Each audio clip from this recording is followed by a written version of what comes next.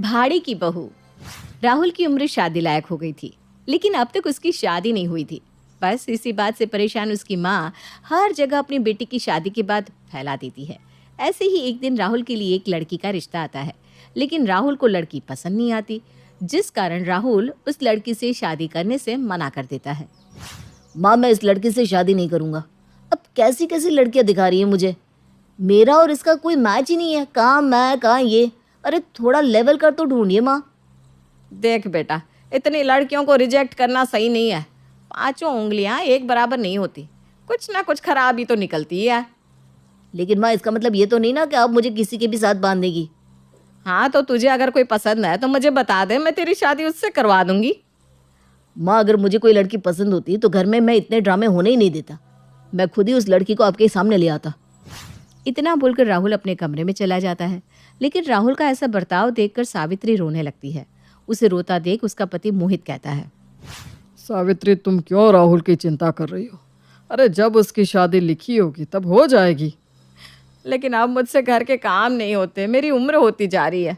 जिस तरह राहुल के नाटक है ना, उससे तो साफ जाहिर हो रहा है कि ये शादी करना ही नहीं चाहता।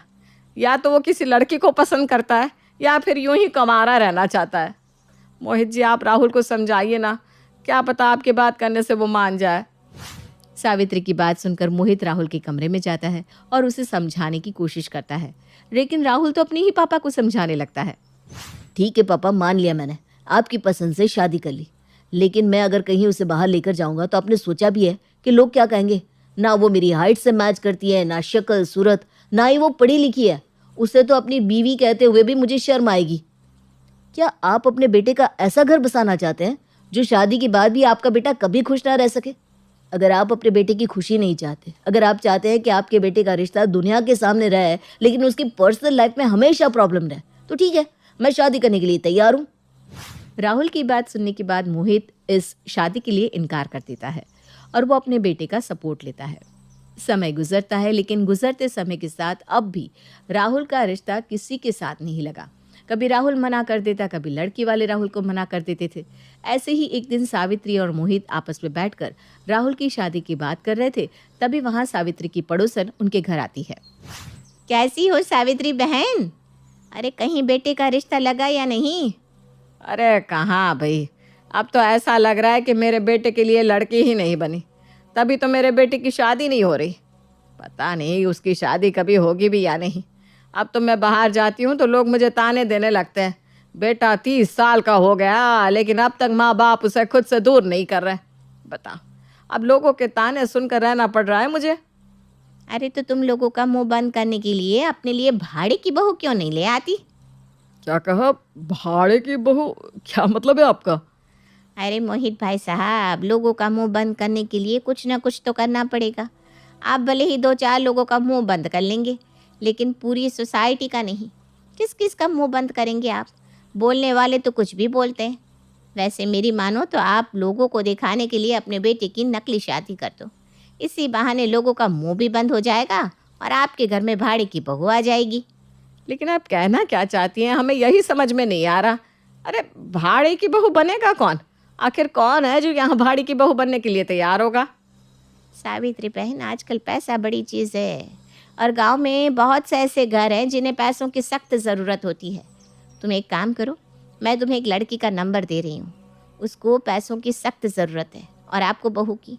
वो पैसों के लिए कुछ दिन के लिए आपकी बहू बन जाएगी और जब उसका समय पूरा होगा तो आप लोगों को बता देना कि तुम्हारी बहू का एक्सीडेंट हो गया, वो नहीं रही अब इस दुनिया में।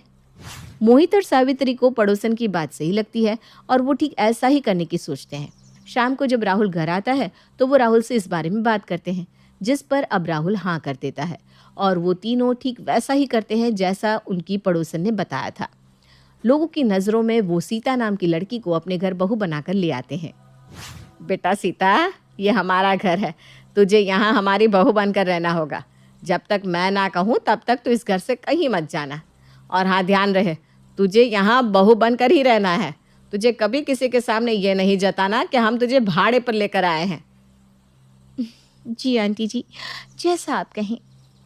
सीता, मुझे ना आंटी मत कहो, माँ जी कहो। हाँ माँ जी। जी माँ जी। सीता और सावित्री आपस में बात कर रहे थे, तभी वहां सावित्री की एक सहेली आती है और सीता को देखकर कहती है, अरे सावित्री, तूने हमारे राहुल की शादी कर दी और हमें बताया भी नहीं। अरे वो क्या है ना, शहर में लड़की नहीं मिल रही थी तो मैंने अपनी जेठानी को कहा लड़की ढूंढने को। मेरी जेठानी ने सीता के लिए मुझे बताया और मैंने बिना कोई देरी किए सीता और राहुल की शादी गांव में ही करवा दी।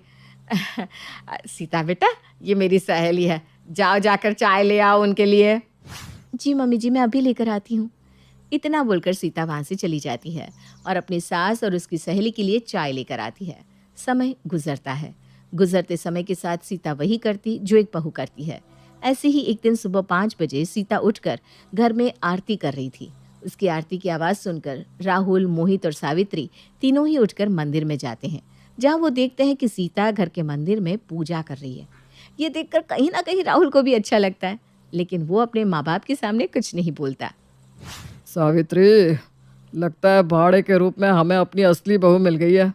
हाँ मोहित जी, आप बिल्कुल सही कह रहे हैं, मुझे भी ऐसा ही लगता है। लेकिन हम इसे रोक भी तो नहीं सकते, क्योंकि ये तो यहाँ सिर्फ 3 महीने के लिए आई है। इतना बोलकर सावित्री उदास होकर अपने कमरे में चली जाती है। समय गुजरता है। गुजरते समय के साथ राहुल और सीता को भी एक दूसरे से प्यार हो जाता है, लेकिन वो दोनों अपना अपना प्यार एक दूसरे के सामने जाहिर नहीं कर पाते। गुजरते समय के साथ अब सीता के जाने का समय आ जाता है।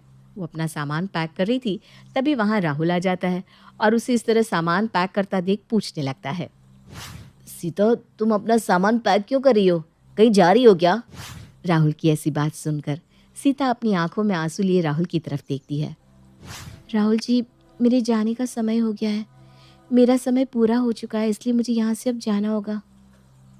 क्या तुम्हारे जाने का समय हो गया? तुम मुझे छोड़कर जा रही हो? राहुल की बात सुनकर सीता बेड पर बैठ जाती है और रोते हुए राहुल से कहती है, राहुल जी, जाना तो मैं भी नहीं चाहती इस घर से, क्योंकि इस घर में मुझे सबसे प्यार हो चुका है। भले इस घर की भाड़े की बहू बनकर आई थी मैं, लेकिन मुझे कभी इस घर में यह एहसास ही नहीं हुआ कि मैं इस घर की असली बहू नहीं हूँ। और तो और राहुल जी, जाने अनजाने में मैं आपसे प्यार भी करने लगी हूँ। मैं इस घर से नहीं जाना चाहती राहुल जी, नहीं जाना चाहती, मुझे रोक लीजिए। सीता और राहुल की बात सुनते ही मोहित और सावित्री आ जाते हैं। सीता बहू, हमने तुम्हारी बात सुन ली है और मैं तुम्हें यहाँ से जाने ही नहीं देना चाहती, इसलिए मत जाओ।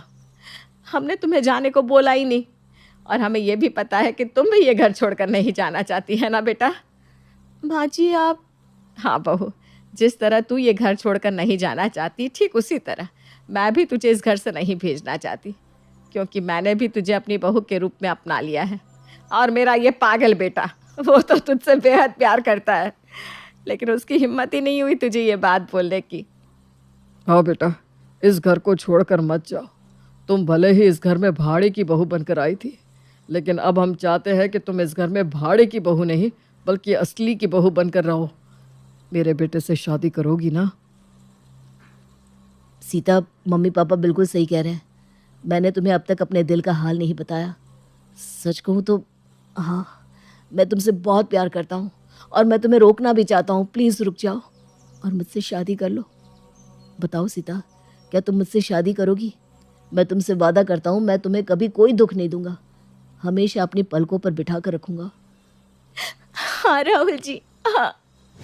सबका इतना प्यार देखकर सीता खुद को रोक नहीं पाती और वो राहुल से शादी करने के लिए तैयार हो जाती है। इस तरह सीता वहीं रुक जाती है, जिसके बाद राहुल की माँ राहुल और सीता की धूमधाम से सभी के सामने शादी करवा देती है। इस तरह सावित्री की भाड़े